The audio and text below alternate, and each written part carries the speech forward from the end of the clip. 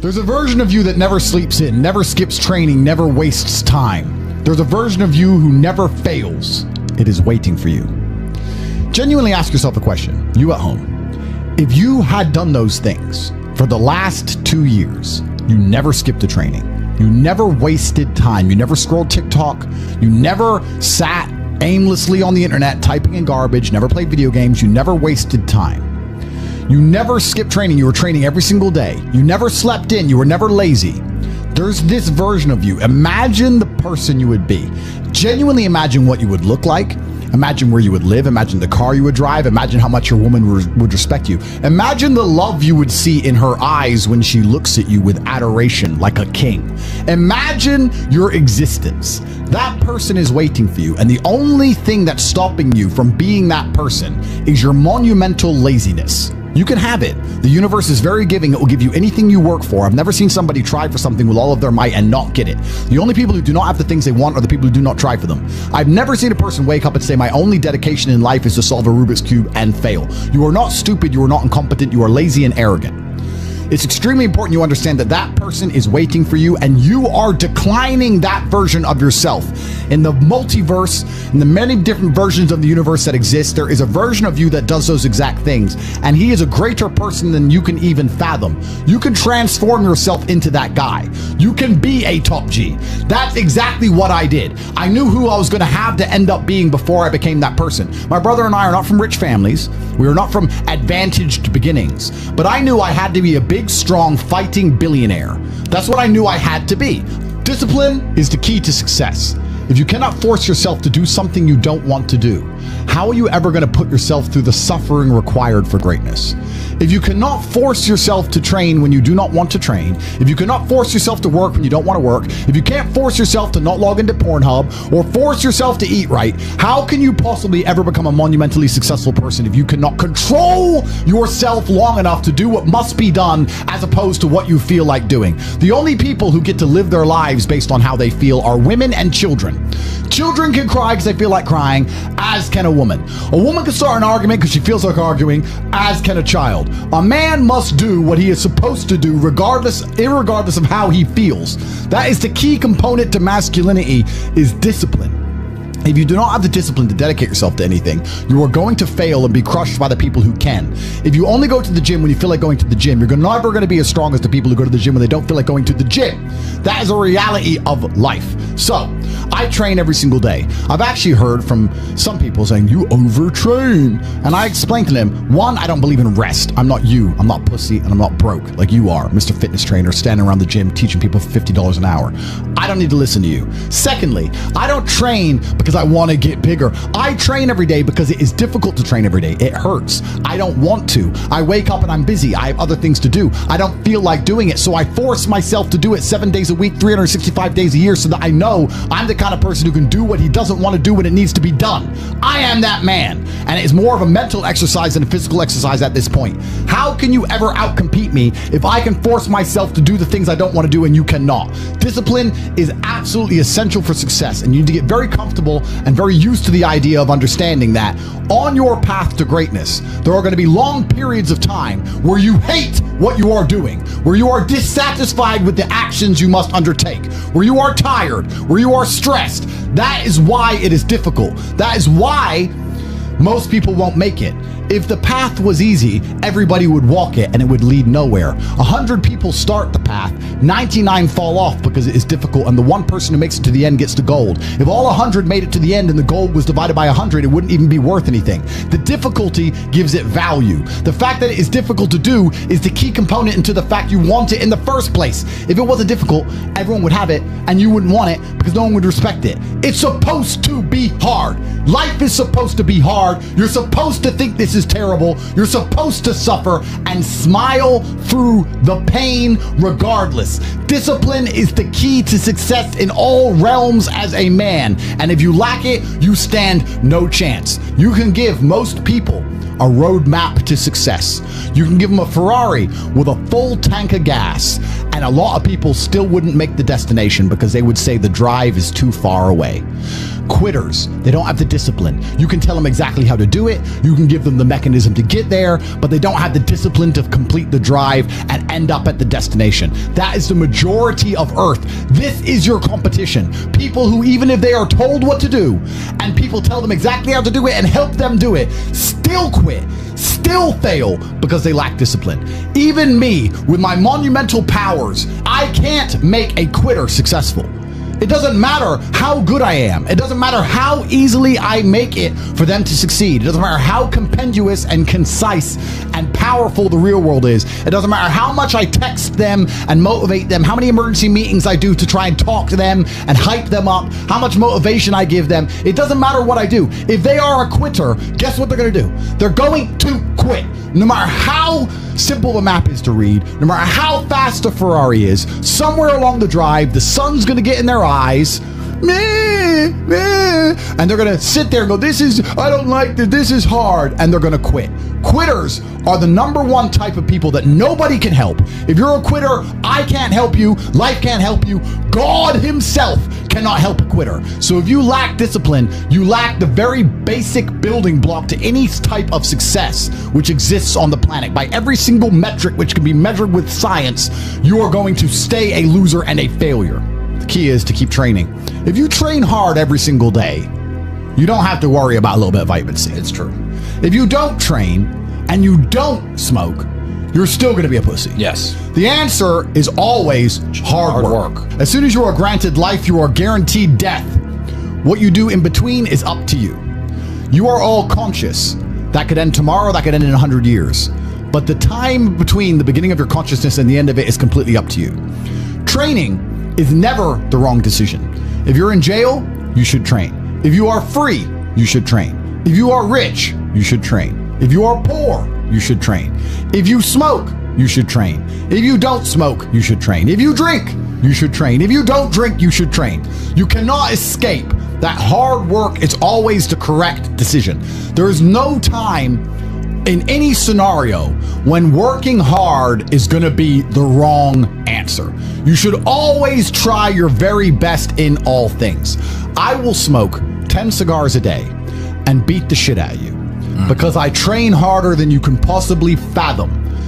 Pain is an extremely important part of the equation. Pain is the elixir of success. When people say this bad thing happened to me and I'm suffering, I say good. It is pain which is required. It's one of the elements in the chemical reaction. If a chemical reaction requires 5 particular distinct compounds and you have 4 and you're missing 1, it simply doesn't work. Pain for a man is one of the most important elements in becoming successful. Batman is Batman because they killed his parents. If they did not kill his parents, he would not be Batman. You're supposed to suffer.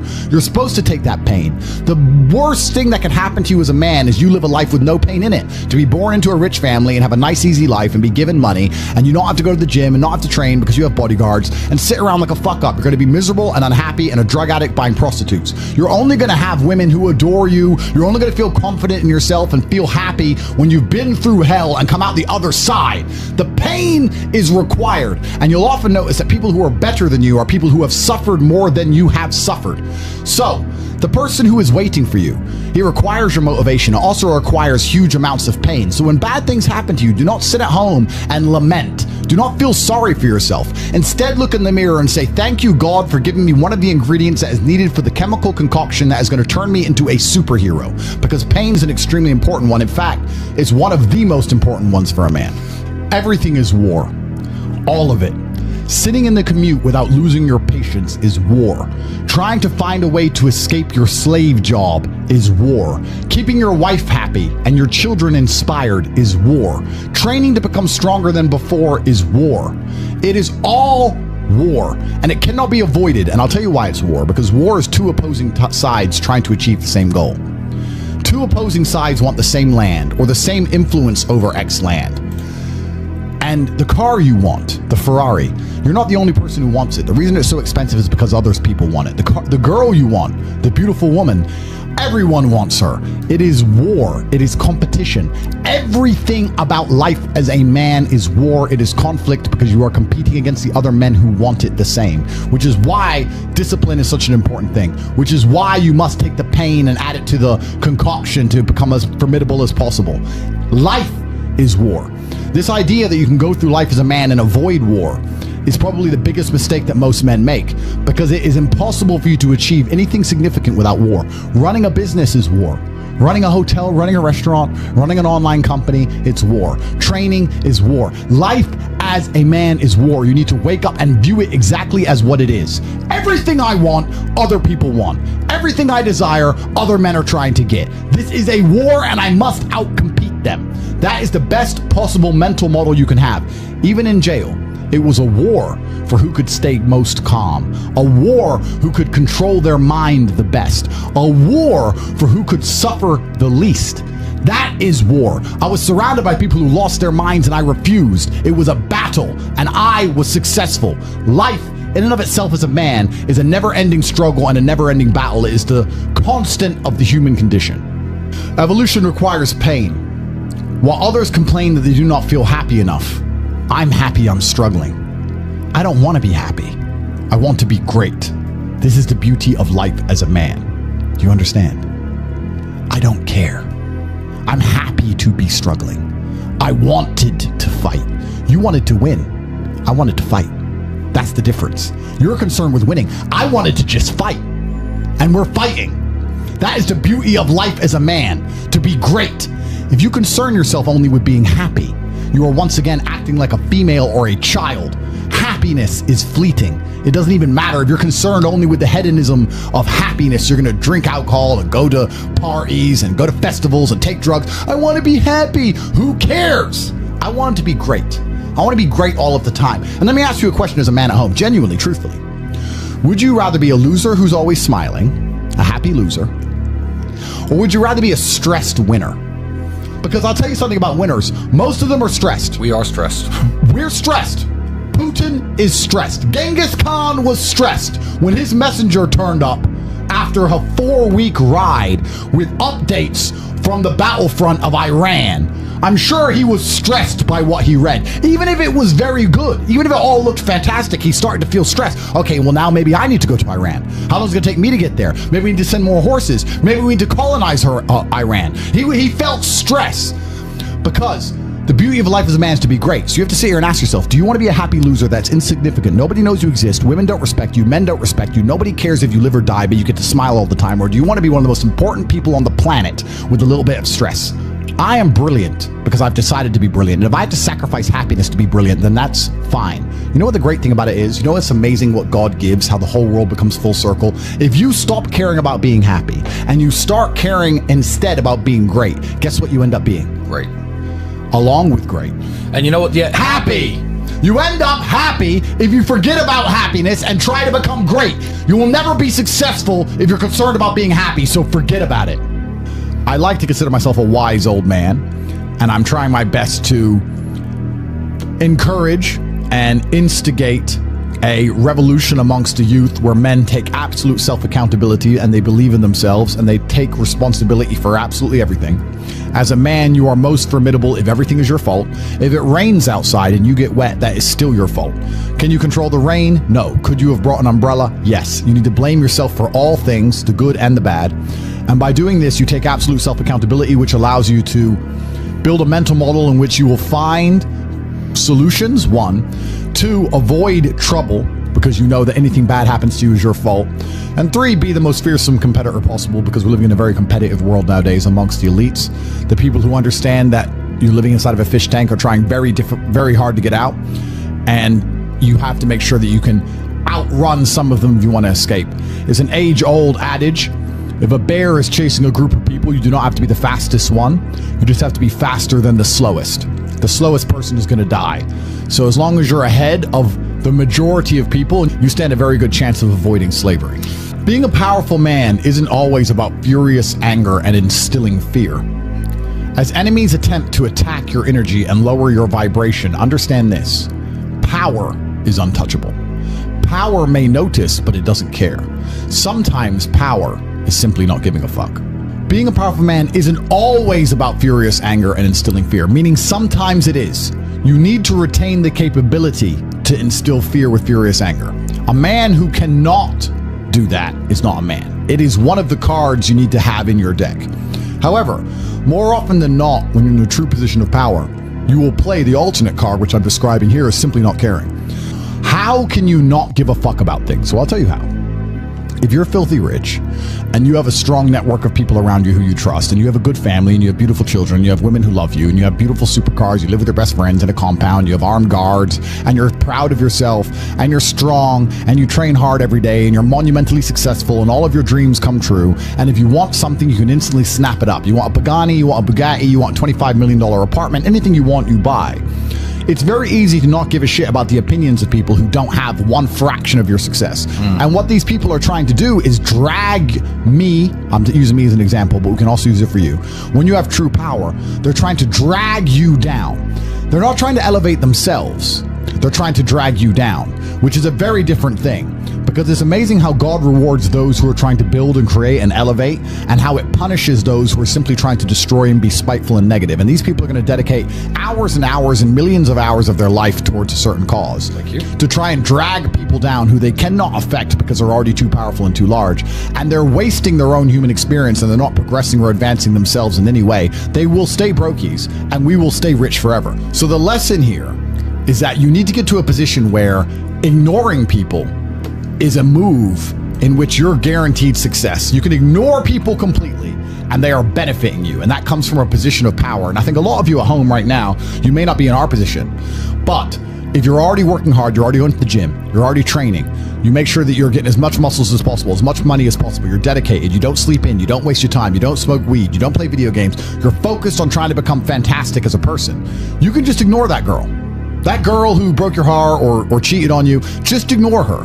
The most powerful move you can make is ignore her. Yeah, you could yell at her. Yeah, you could try and make her scared of you, blah, blah, right? That's not going to work. The powerful move is just to completely ignore her because you're on your ascent. She is likely on her descent. She likely has no intention of improving herself, no intention of becoming richer, no intention of becoming better looking.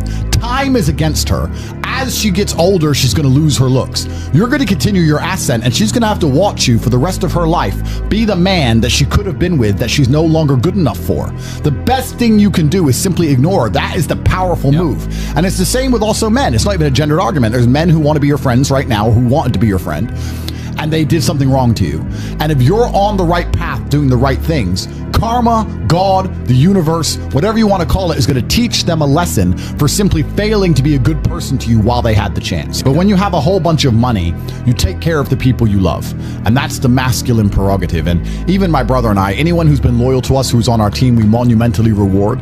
And everyone who ever displayed cowardice or sold us out or made mistakes massively regrets it because they see how well we treat the people who are close to us. If you lack somewhere, excel somewhere else. Counter your weaknesses by honing other capabilities. If you're ugly, become filthy rich. If you're poor, be as strong as an ox. Life is unfair. The primary focus of your energies is to balance the books. And there's two different ways you could interpret that. You can, obviously, increase the attributes that you are lacking. If you have the ability to train, because a lot of people don't. Some people are born without arms and legs, but you, with 2 arms and 2 legs, are sitting at home jerking off the Pornhub, flabby and fat. If you have the ability to train, you should be doing it. But also, there are some things that some people are just better at, and you can counteract that problem by teaming up with people who compensate for your weaknesses. People who are strong in areas where you are weak, and you team up with people where you are strong in areas where they are weak. I don't think between the people in this house and our group of friends, we lack anything. Correct. Anything. Correct. Literally anything. We can sit as a group and have a conversation about anything with anyone in the world and give useful insight and change people's lives for the better, because although I am not perfect, our team compensates one for each other. And that's the point of brotherhood. So excel in one area if you lack in others. I have people say to me, Andrew, I'm short. What do? I'm short. Okay, God made you short. Fine, good. Doesn't matter. You can't change it. What you can do is become as strong as an ox and become filthy rich and monumentally important and extremely influential. You can do that. People say, I'm poor. You should be strong. Oh, I'm strong, but I don't have any money. Okay, then teach others to be strong. Yes. There's always a way you can take your advantages and use them. And by teaming up with other men, other people, you can build a team in which there are no weaknesses.